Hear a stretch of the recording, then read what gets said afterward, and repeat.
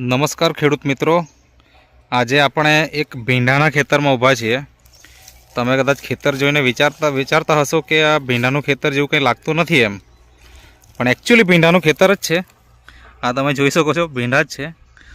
અહીંયાથી ભીંડાનો છોડ already cutting થઈ ગયેલો છે અને તમે આ જોઈ શકો છો કે કેટલું મોટું થડ થઈ ગયું છે। મતલબ ભીંડાનો છોડ નહીં કહી શકાય, ભીંડાનું ઝાડ થઈ ગયેલું એવું કહી શકાય, બરાબર। આ તમે જોઈ શકો છો, આ નીચેથી અને અહીંયાથી કટ થયેલા છે, બરાબર। એવી રીતના અહીંયા દરેક જગ્યાએ તમને આ ટાઈપના જ છોડ જોવાના મળશે। તો આપણે આ ખેડૂત મિત્રનો પરિચય લઈએ। સૌથી પહેલાં તો શું નામ છે તમારું? મારું નામ પ્રશાંત પટેલ અને ગામ? ગામ ઉનાઈ ચરવી પટેલ ફળિયું। હા, અને આ જે ભીંડાની ખેતી છે એ કેટલા સમયથી તમે કરો છો? તો કેવું છે તો કે આ પ્રોડક્ટ પોતે કેવું તો કે લોકોને સજેસ્ટ કરું છું, એના આધારે ખેતીમાં કેવું તો કે પોતે ટ્રાયલ લઉં છું એમ। અચ્છા, મતલબ તમે ભીંડાની એકચ્યુઅલી ખેતી કરતા પહેલાં કે નહીં કરતા? હા, મેં કરતો હતો। એ કેટલા સમયથી કરો? છેલ્લા 5 વર્ષથી કરું છું। 5 વર્ષથી, ઓકે। અને તમે મતલબ આપણે જે આ ખેતરમાં ઊભા છીએ, આ ખેતર તમારું છે, બરાબર? અને તમે હાલમાં નેટસપમાં પણ કામ કરો છો, બરાબર? તમારા શર્ટ ઉપર આ સિમ્બોલ નેટસપનું છે જ, એટલે ઘણા બધા ખેડૂત મિત્રોને થશે કે ભાઈ આવો ખેડૂત થોડો હોય એમ, પણ એકચ્યુઅલી નેટસપમાં કામ કરે છે। અને જે નેટસપ કંપનીની જે એગ્રીકલ્ચરની પ્રોડક્ટ છે, બાયોફિટ, જેમાં સ્ટીમબ્રીજ છે, રેપઅપ છે, પછી એન્ટીવાયરલ છે, બાયો 99 છે અને આ વામ છે, બરાબર? આ બધી પ્રોડક્ટ તમે આની અંદર વાપરી અને તો એનપીકે નું પણ અને સેટનું 2 વખત ડ્રિન્ચિંગ પણ આપેલું છે। મતલબ કે બધી જ પ્રોડક્ટ તમે વાપરી છે એવું કહી શકાય, બરાબર ને? તો તમારો આ ખેતર બનાવવા પાછળનો શું હેતુ હતો? મારો તો બનાવવા પાછળ નહીં જ હેતુ કે દર વર્ષે મેં ભીંડા બનાવું છું, અલગ અલગ પાક। મતલબ મેં શાના માટે તો કે હું પોતે કરું તો લોકોને સજેસ્ટ કરું છું કે સમસ્યા એકચ્યુઅલમાં શું આવે છે ભીંડાની અંદર, મરચાંની અંદર, તો એના માટે જ મેં પાક બનાવું છું કે એના આધારે મેં લોકોને સજેસ્ટ કરી શકું કે તમે પણ આ રીતે ખેતી કરો એમ, બરાબર છે? આજે પણ માનો કે કોઈ ખેડૂતો જોવા હોય તો આજે પણ આવી શકે, બરાબર છે? ખેતરની વાત કરું તો કે રોપાણનો ટાઈમ ચાલુ વર્ષે ઓગસ્ટમાં નું રોપાણ થયેલું। ઓગસ્ટમાં? ઓકે। અત્યારે ચાલે ફેબ્રુઆરી, એટલે ઓગસ્ટ, સપ્ટેમ્બર, ઓક્ટોબર, નવેમ્બર, ડિસેમ્બર, જાન્યુઆરી, ફેબ્રુઆરી, 6 મહિના થઈ ગયા અને આ 7મો મહિનો ચાલે, બરાબર ને? તો 7 મહિના જૂનું ખેતર છે। તો એકચ્યુઅલી આજે આપણે બધા છોડ જોયા અને એમાં જે થડ છે એટલા મોટા મોટા, બરાબર? આમાં પણ પહેલાથી જ ફૂટ હતી, આ બધી ફૂટ છે, બરાબર છે? આ તમે ફરતેથી ફૂટ જોઈ શકો છો। એકચ્યુઅલી છોડ એક જ છે, એવું નથી કે 2-3 છોડ છે। આ તમે જુઓ, છોડ એક જ છે, પણ એની ફૂટ તમે જુઓ, બરાબર? તો પ્રસન્નભાઈ, તમે મને પહેલાં તો એ જણાવો કે આમાંથી અત્યાર સુધીમાં કેટલી તોડ થઈ હશે? આમાં 70+ આસપાસ થઈ હશે। 70 થી વધારે? અને છોડની હાઈટ શું હતી? કારણ કે અત્યારે તો આપણે હાઈટ નથી જોઈ શકતા, તો આને છોડને વાળીને ભીંડા તોડવા પડે, એ એની કન્ડિશન। મતલબ તમારી હાઈટ માનો કે 5 ફૂટ હોય, બરાબર? આના કરતા હાઈટ વધારે હતી। અચ્છા, મતલબ મારા હાથ કરતા હાઈટ વધારે હતી। 6 થી 7 ફૂટ ખરા છોડ થઈ ગયેલા, અને પછી તમે એને કટ કર્યા। ક્યારે કટ કર્યા? કટ કર્યા મેં જાન્યુઆરીની 8 થી 16 ની વચ્ચે મેં કટ કરેલા, એટલે કે 1 મહિનો થયો, બરાબર ને? 1 મહિના પહેલા જ કટિંગ થયું। અચ્છા, હજુ હવે આને જ આપણે આ સાઈડમાં પણ તમે જોઈ શકો છો, એવું નથી કે આપણે એક જ જગ્યાએ બતાવીએ છીએ। અને આ તમે જોઈ શકો છો, ફૂલ ઓલરેડી ચાલુ છે અને ફૂટ પણ ચાલુ જ છે।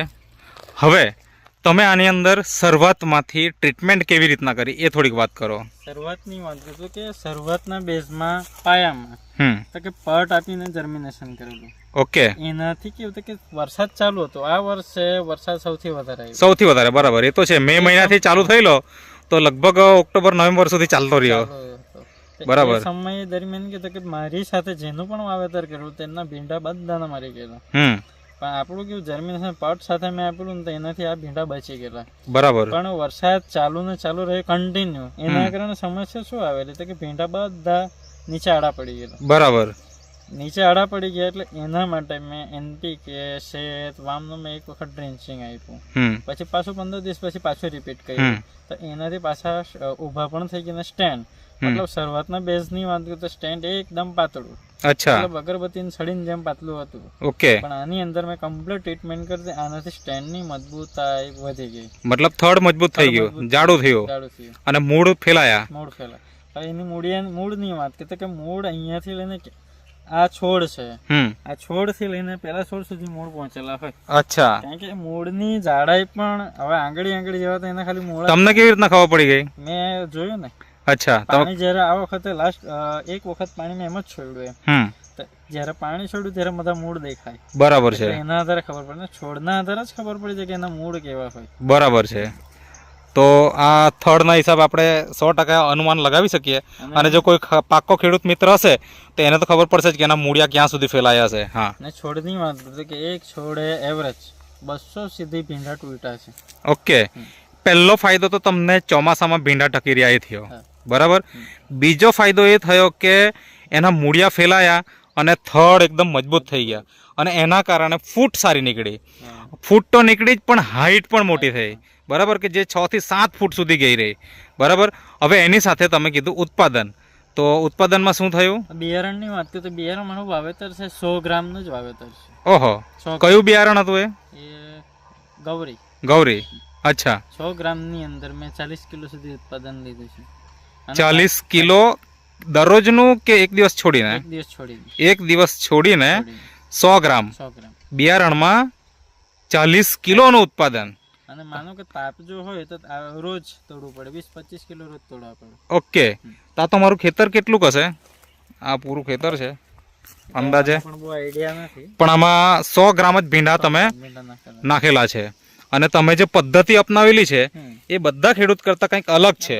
અહીંયા તમે જોઈ શકો છો ખેડૂત મિત્રો કે એમણે જે આખી પદ્ધતિ અપનાવી છે તો એ એકચ્યુઅલી અહીંયા ડ્રીપ હતી કે? હા, ડ્રીપ છે. બરાબર ને, ડ્રીપ છે ને. અને એક બીજ અહીંયા તમે જોઈ શકો છો તો લગભગ 1 ફૂટના અંતરે, અહીંયા 1 ફૂટના અંતરે એમણે આ રોપેલું છે.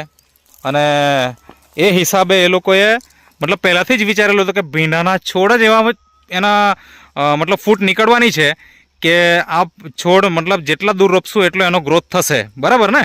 એના હિસાબે તમે આની વચ્ચે મતલબ બે છોડ વચ્ચે તમે 1 ફૂટનો તફાવત રાખ્યો. અને આ જે મતલબ લાઈન છે એના વચ્ચેની જગ્યા કેટલી હશે અંદાજે? 4 ફૂટ. 4 ફૂટ. બરાબર છે. કારણ કે કેવું હતું કે જ્યારે મેં વાવેતર કર્યું ત્યાર પછી આની અંદર કેવું હતું કે પાનના જેટલા બધા ફેલાયેલા તેના પણ મારા પર ફોટો છે કે આખો એક છોડ જ મતલબમાં અંદર આખો કવર કરી લે કે માણસ એક જ માણસ ફરી શકે. બરાબર. ગીચ ભરાઈ ગયેલું હતું. અચ્છા.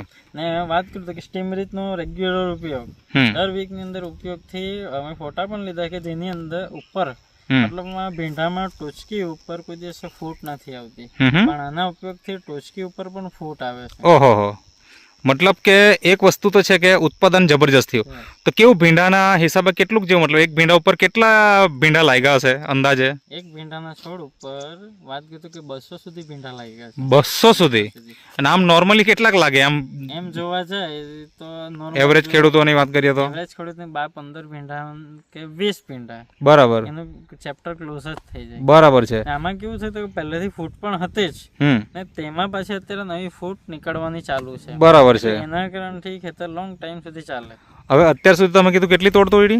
70. અને આ જ્યારે હજી ભીંડા પાછા હવે સ્ટાર્ટ થશે હજી કેટલી તોડ તૂટશે એવું લાગે તમને? અને ક્યાં સુધી ચાલશે? જો ટ્રીટમેન્ટ રહેશે આની અંદર આ બાયોફિટની સમય પર ટ્રીટમેન્ટ કરાને કદાચ ચોમાસું પણ આવી જાય. ઓકે. એટલે કે ઓલરેડી 6 મહિના તો ચાલ્યા જ છે પણ બીજા હજી 3-4 મહિના ચાલશે. બરાબર છે. તો આ જીવતું ને જાગતું ઉદાહરણ છે. કોઈને પણ મનમાં પ્રશ્ન જાગે તો એમનો તમે સંપર્ક કરો અને એમના ખેતરના વિઝિટ માટે પણ આવી શકો છો. એવું જરૂરી નથી કે આ વિડીયો જોઈને તમે મતલબ વિશ્વાસ કરી જ લો, પણ વિશ્વાસ એટલા માટે થશે કે કારણ કે ખેતરમાં હજી પણ આ ભીંડા ચાલુ છે, એવું નથી કે પૂરા થઈ ગયા છે. ક્વોલિટીની વાત કરીએ તો કે જે રોપાણ નવું કરેલું હોય એની ક્વોલિટી આવે ને હજુ પણ એની શાઇનિંગ એવી નહીં આવી છે. બરાબર છે. મતલબ વાત કરીએ તો એની શાઇનિંગ બરાબર શાઇનિંગ બરકરાર રહી. એનું કારણ તો કે સ્ટીમ રીચ. અને બીજી વાત કરીએ તો કે આ તમે ભીંડાની ક્વોલિટી જોઈ શકો છો. આ A1 ક્વોલિટી કહેવાય ને? હા. બરાબર. અને વાત કરીએ ફુલ્લી ને આ વર્ષે સમસ્યા સૌથી વધારે ફુલ્લીની સમસ્યા છે. બરાબર છે. તો કે આ પ્રોડક્ટનો રેગ્યુલર રેપ અપ રેપઅપની વાત કરીએ કે રેપઅપથી અત્યારના વાત કરીએ કે અત્યારના સમયમાં સૌથી બધા જ ખેડૂતોનું ફુલ્લીનું પ્રમાણ સૌથી વધારે છે. તો કે આ પ્રોડક્ટનો રેગ્યુલર ઉપયોગ હોય તો ફુલ્લીનું પ્રમાણ એકદમ નાકે બરાબર જ હોય. બરાબર એટલું હોય તો ફુલ્લીનું કદાચ આનાથી 5-10% આપણને જોવા મળે. બરાબર એટલું જોવા મળતું નથી. મતલબ એક વસ્તુ તો આપણે અહીંયા નક્કી કરી શકાય કે જો બાયોફિટનો રેગ્યુલર ઉપયોગ કરીએ તો ઘણા બધા ફાયદા ખેડૂત મિત્રને થાય અને ક્વોલિટી તો સારી જ હોય, એમાં તો કોઈ પ્રશ્ન નથી. કારણ કે તમે જોઈ શકો છો કે ભીંડાના છોડની હાલત, મતલબ આ તમે ભીંડાના છોડની હાલત તમે જુઓ અને તમારા આપણા હાથમાં તોડ્યા ભીંડા બતાવો તો આ ક્વોલિટી તમે જોઈ શકો છો કે કેટલી જોરદાર ક્વોલિટી છે. આટલા મતલબ ઓલરેડી 6 મહિના થઈ ગયા છે અને ભીંડા તો હજી ચાલે જ છે.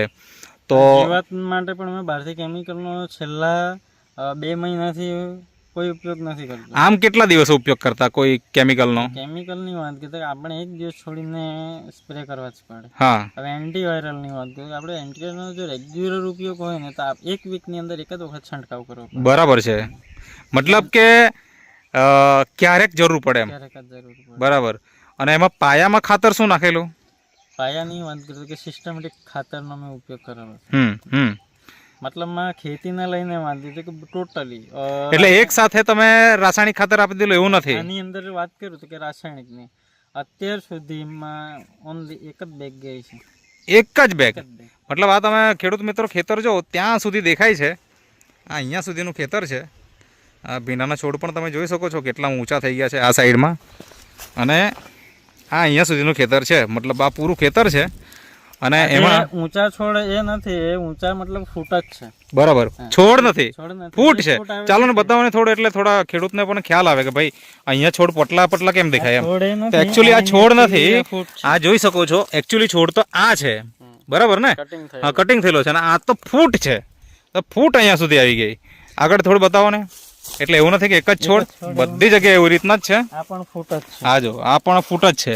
મતલબ મેઇન થડ અહીંયા છે અને આ એની ફૂટ છે. આ બાજુમાં પણ એ જ રીતે છે, આ બાજુમાં પણ અહીંયા પણ તમે જોઈ શકો, અહીંયા જોઈ શકો, પણ આ જ રીતે છે. મતલબ અહીંયા જો અહીંયા આવો ને, આ તમે જોઈ શકો છો. મતલબ આ રીતે જ બધે ફૂટ આવેલી છે. પરફેક્ટ. જો અહીંયા આ જો એવું નથી કે આમાં પાછી નવી ફૂટો નીકળવાની ચાલુ છે. હા તો છે જ. આ થડ જોવો તમે, હા આ નવી ફૂટ ચાલુ નીકળવાની. આ તમે થડ જોવો અને એની ફૂટ જોવો. ગણવું હોય તો તે પણ તમે એની અંદર આગળ ગણી શકો.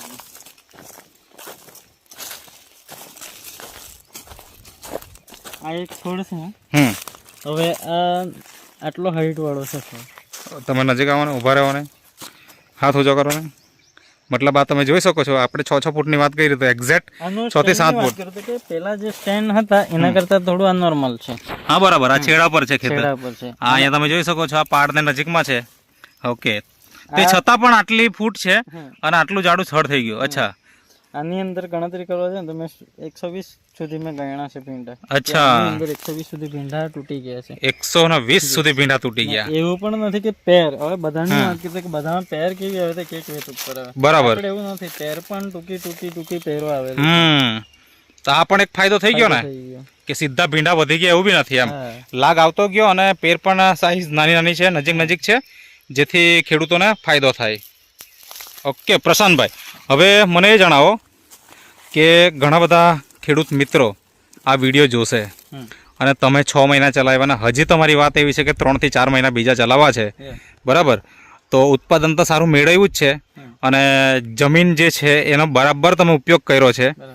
તો જે વર્ષોથી જે ખેતી કરતા આવેલા ખેડૂતો અને આજે જે તમે જે નવી રીત અપનાવી છે એમાં ઘણો બધો તફાવત જોવાનો મળે છે. તો જો આવી રીતના કોઈ ખેડૂત મિત્ર તમારી સાથે સંપર્ક કરીને ખેતી કરવા માંગતા હોય તો તમારો કોન્ટેક્ટ કરી શકે. એના માટે તમારો કોન્ટેક્ટ નંબર આપો. અને હજુ આટલા નહીં થાય એટલે તો પૂરા થઈ જાય. બરાબર, તો એવા ખેડૂત મિત્રો તમારો જરૂર સંપર્ક કરશે અને લાંબા સમય સુધી ભીંડા કેવી રીતે ચલાવવા એની માહિતી તમારી પાસેથી લેશે. તો એવી ઉમ્મીદ રાખી કે તમે પ્રોપર માહિતી આપશો અને બીજા ખેડૂતોને પણ આવી રીતના ઉત્પાદન મેળવી આપશો. તો તમારું આ જે ગામ છે, આ જે ખેતર છે, કયો એરિયો કહેવાય? ચરવી પટેલ ફળિયું. ચરવી પટેલ ફળિયું એટલે વાંસદા તાલુકો, નવસારી જિલ્લો. ઓકે પ્રશાંતભાઈ, તો તમે જે ઇન્ટરવ્યુ આપ્યો તે બદલ તમારો ખૂબ ખૂબ આભાર.